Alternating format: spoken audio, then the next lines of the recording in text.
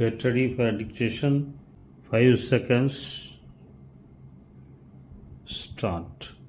Mr. Deputy Chairman, sir, this discussion has come at an appropriate time when people in this country are very much concerned about the future of the press, its structure and its freedom, and therefore I welcome this opportunity to say a few words. I think that there is a good deal of misunderstanding, rivalry and tension between the Parliament and the press, and this misunderstanding exists on both sides of the House. The usual attitude among the politicians is that if a newspaper supports their party, then it is independent, and if it criticizes their party, then it is the mouthpiece of the monopolists. Well, sir, it is not as simple as that. We all know that many parties, when they have been in power, for instance, the DMK, the CPM, all these parties have harassed newspapers when they have been in power. Sir, this is not a situation that is new to India. It exists in all democratic countries. To some extent, it is inevitable, and we have to learn to live with it. The tension and the rivalry arise mostly because some of the functions of the press and the Parliament overlap. Also, because the two institutions to a great extent depend on each other, and this results in a certain amount of resentment. There is also the fact that the press has a function to be a critic of the government, a watchdog of the government, as well as of the political parties. And this is often misunderstood as hostility.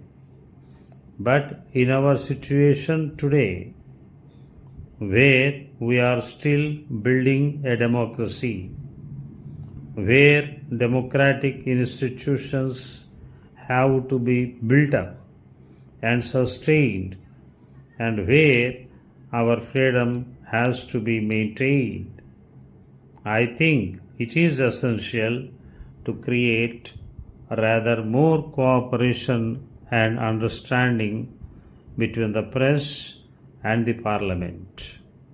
I believe, sir, that one of the important functions of the Press Council could be and should be to act as a link between the Parliament and the government on the one hand, and the press and the public on the other.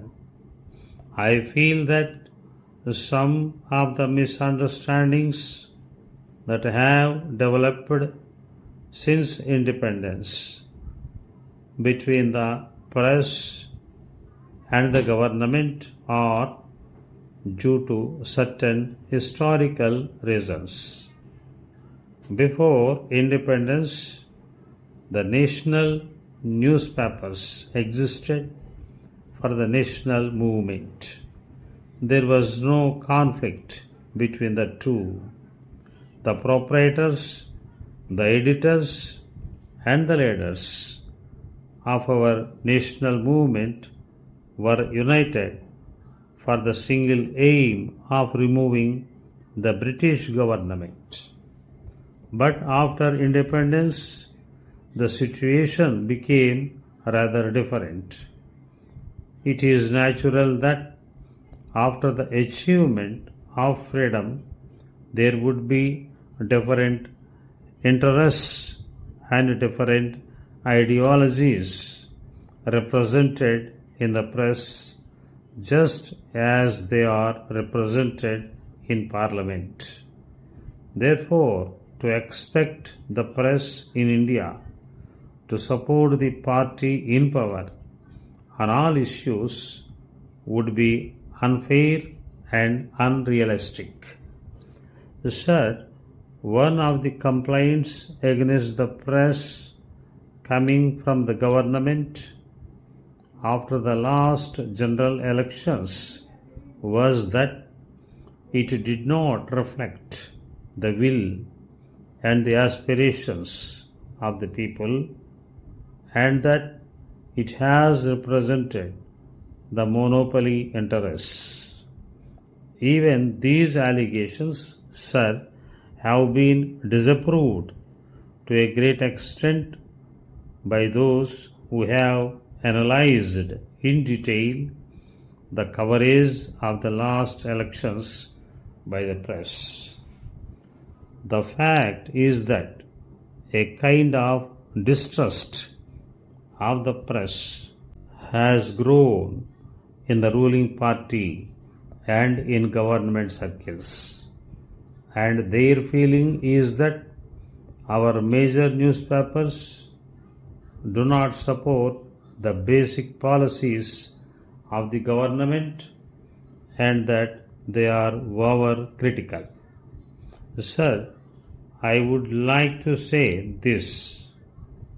If the charge against the press is that they are dependent to a great extent on big business and that they are out of touch with the vast masses of the people, there is some truth in it.